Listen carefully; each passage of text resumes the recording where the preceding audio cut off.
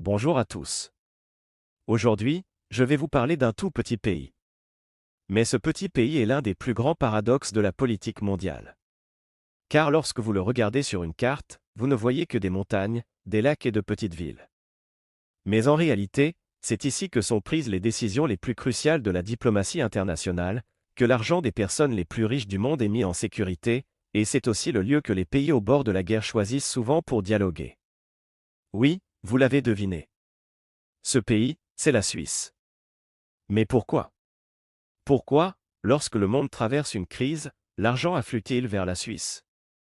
Pourquoi les pays ennemis s'y transmettent-ils leurs messages? Et surtout, la Suisse est-elle vraiment neutre? Ou bien la neutralité n'est-elle qu'une stratégie géopolitique très bien conçue? Pour amorcer une réponse à ces questions, il faut remonter environ 200 ans en arrière. En 1815, l'Europe était plongée dans un grand chaos. Les guerres napoléoniennes avaient réduit le continent en ruine. Les grandes puissances européennes se sont alors réunies pour établir un nouvel ordre. Cette réunion s'appelait le Congrès de Vienne. Une décision cruciale y a été prise. Il a été décidé que la Suisse, située au cœur de l'Europe, resterait neutre de manière permanente. Les grandes puissances voulaient que ce petit pays reste en dehors des conflits. En effet, géographiquement, il constituait une véritable zone tampon. Il était situé au milieu de la France, de l'Allemagne, de l'Italie et de l'Autriche. Mais cette neutralité n'était pas seulement une décision éthique. C'était aussi une formule géopolitique très intelligente. Pour la Suisse, la neutralité est devenue une garantie de sécurité. Réfléchissez-y. Si un pays ne fait la guerre à personne et peut dialoguer avec tout le monde, il finit par occuper une position très particulière. C'est exactement ce qui s'est passé. Au XXe siècle, l'Europe a connu deux grandes guerres. Pendant la Seconde Guerre mondiale en particulier, le continent était entièrement en proie aux flammes. L'Allemagne nazie avait occupé une grande partie de l'Europe. Mais la Suisse n'a pas été occupée. Pourquoi? De nombreux historiens avancent plusieurs raisons. La géographie montagneuse rendait la défense difficile. L'armée suisse était préparée à la guerre en montagne. Mais il y avait une autre raison. Pour tout le monde, la Suisse était importante sur le plan économique. Même pendant la guerre, les banques suisses continuaient de fonctionner. Les flux financiers se poursuivaient.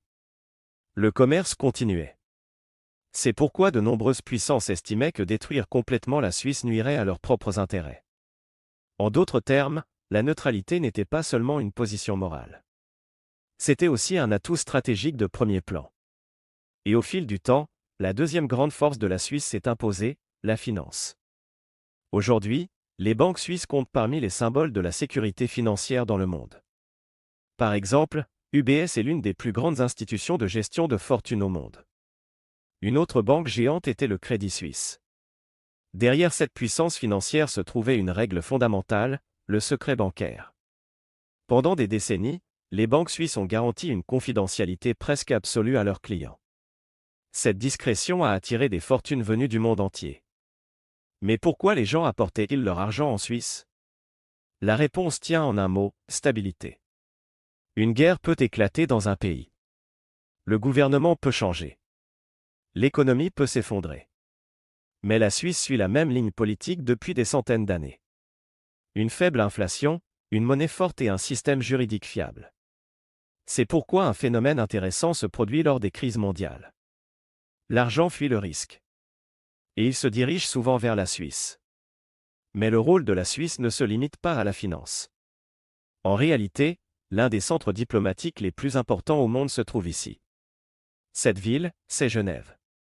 Genève est parfois surnommée la capitale mondiale de la diplomatie. En effet, elle abrite des dizaines d'organisations internationales.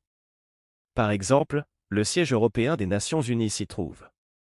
De même, le Comité international de la Croix-Rouge y a été fondé. Mais ce qui est vraiment intéressant, c'est la diplomatie en coulisses. Il arrive parfois que deux pays se détestent tellement qu'ils ne peuvent plus communiquer directement. Leurs ambassades sont même fermées. Mais ils doivent tout de même s'échanger des messages. C'est là que la Suisse entre en jeu. Par exemple, il n'y a pas de relation diplomatique directe entre les États-Unis et l'Iran depuis de nombreuses années. Mais les deux pays ne sont pas pour autant totalement silencieux. Les messages sont souvent transmis via la Suisse. La Suisse joue ici le rôle d'une sorte d'intermédiaire de confiance. Même si les parties ne se font pas confiance entre elles, elles peuvent faire confiance à la Suisse.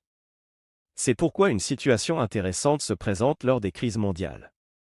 À la télévision, on débat de la possibilité d'une guerre. Les diplomates s'expriment. Les dirigeants tiennent des propos fermes. Mais dans les coulisses, c'est souvent une diplomatie discrète qui s'exerce. Et cette diplomatie se déroule souvent en Suisse. Cette situation est-elle toujours d'actualité aujourd'hui? En réalité, ces dernières années, la neutralité de la Suisse a recommencé à faire l'objet de débats. En particulier après l'invasion russe de l'Ukraine, la Suisse a imposé des sanctions à la Russie. Cette décision a suscité un vif débat dans certains milieux. Car la neutralité suisse classique impliquait de ne pas se joindre aux sanctions des grandes puissances. La Suisse est-elle en train de changer? Ou s'agit-il simplement d'une adaptation imposée par le monde moderne? Il n'y a pas de réponse claire à cette question. Mais une chose est sûre. Pendant 200 ans, la Suisse a su maintenir un équilibre très habile. Elle est restée en dehors des alliances militaires. Mais elle ne s'est pas complètement isolée. Elle est devenue l'un des centres de la finance mondiale. Mais elle a également été le théâtre de la diplomatie. C'est pourquoi très peu de pays dans le monde occupent une position aussi intéressante que celle de la Suisse. Réfléchissez-y. Ce n'est pas une superpuissance. Elle n'a pas d'armée imposante. Elle n'a pas une population gigantesque.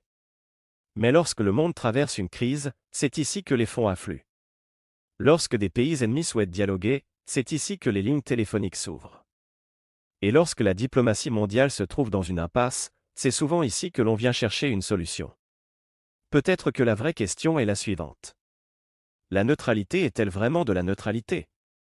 Ou s'agit-il de l'une des stratégies géopolitiques les plus intelligentes mises au point par un petit pays? Et vous, qu'en pensez-vous? La neutralité de la Suisse est-elle vraiment un principe, ou s'agit-il d'une stratégie géopolitique habilement mise en place? Donnez votre avis dans les commentaires, discutons ensemble. Si vous avez aimé la vidéo, n'oubliez pas de cliquer sur « J'aime » et de vous abonner à la chaîne pour ne pas manquer d'autres contenus de ce type.